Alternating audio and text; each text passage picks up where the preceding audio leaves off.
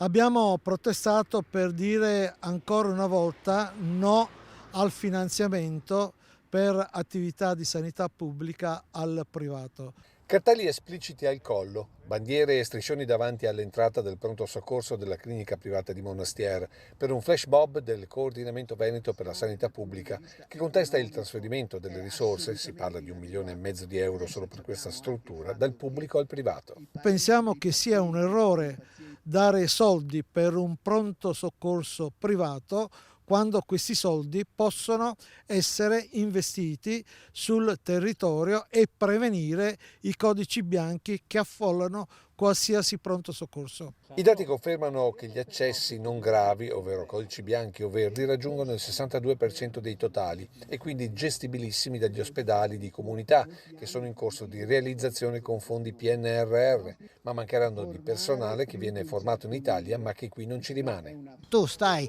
5 anni in Arabia e tu guadagni 5.000 euro al mese, torni 2 volte gratis a casa, se c'hai figli e mogli questi sono assolutamente seguiti, coccolati, portati in residence importanti, fanno sport eccetera, ritornano 2 volte a casa l'anno e fanno il loro lavoro.